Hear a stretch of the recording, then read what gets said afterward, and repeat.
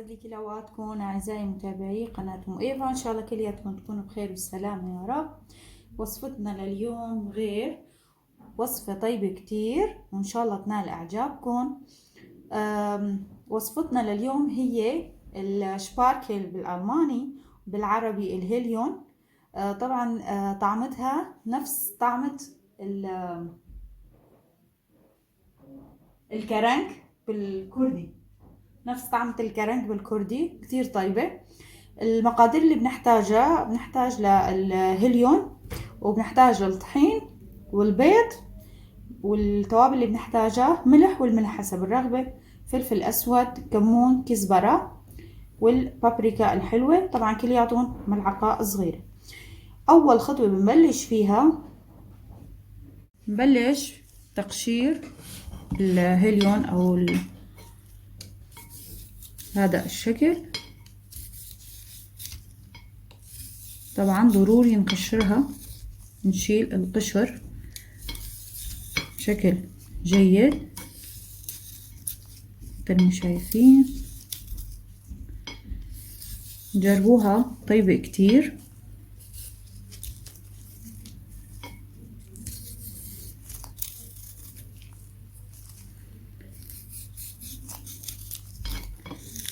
هذا الشكل،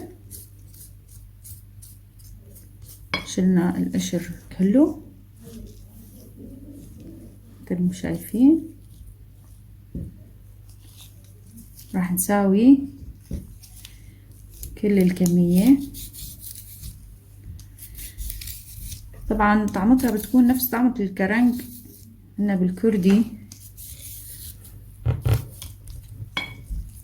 الكرنك معروف كتير طيب كتير، كل العالم بيحبوها تقريبا.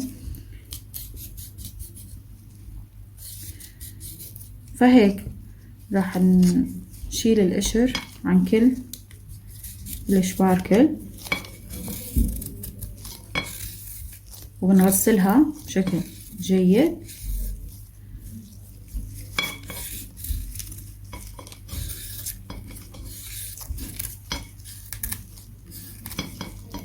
هذا الشكل. خلص كل الكمية وارجع لكم. هلا راح نبلش سلق الهيليون. راح اضيف له بس رشة ملح. طبعا ما بتاخد وقت كتير، غسلناها بشكل جيد. نسلقها. طبعا الكمية اللي عندي 500 جرام.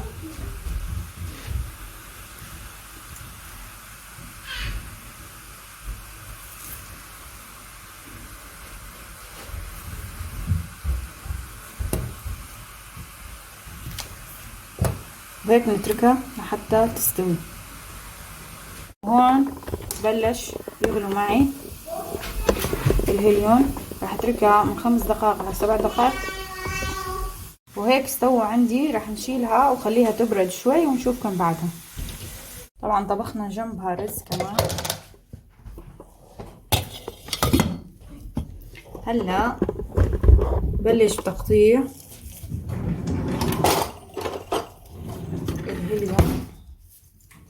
طبعا ممكن تتركوها مثل ما هي، يعني بهذا الطول، بس بنشيل هاي القطعة الصغيرة نقسمها بالنص هذا الشكل إذا ما كانت كبيرة كتير. وممكن تسووها بقطع صغيرة حسب ما انتم شو حابين. بهذا الشكل.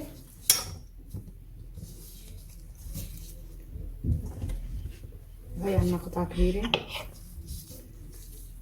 نقسمها ل3 أقسام، تكون بأحجام وسط. هذا الشكل.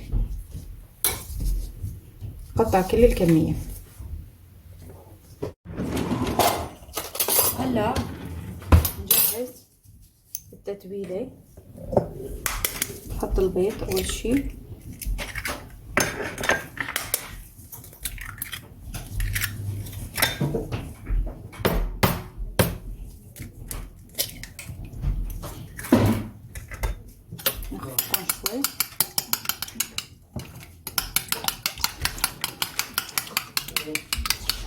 نضيف عليها توابل.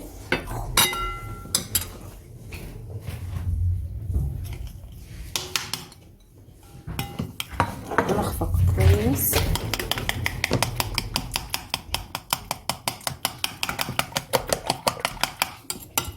لحتى يندمجوا.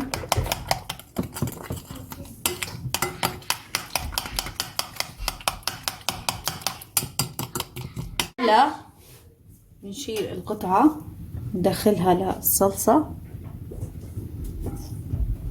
مثل ما شايفين من كل الجوانب. بعدين على الطحين بهذا الشكل.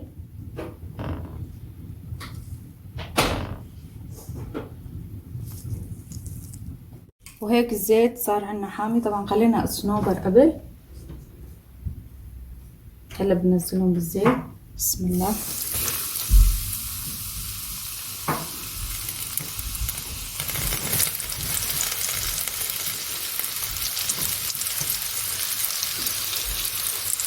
ناخذها من الطحين ننزلها.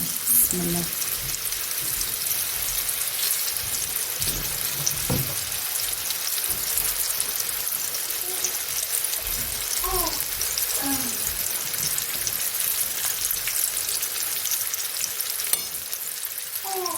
هيك بتساووا كل الكمية. هلا حمروا من الطرف، نقلبها على الطرف الثاني مثل ما شايفين حتى تاخذ هذا اللون الذهبي الحلو ما شاء الله. هيك صارت عندي جاهزة.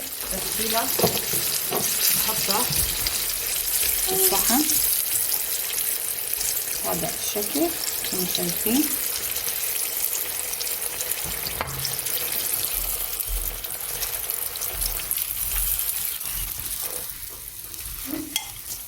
هذا الشكل. هيك لنخلص كل الكمية. وهيك صاروا عنا جاهزين. بشوفكم طريقة التقديم.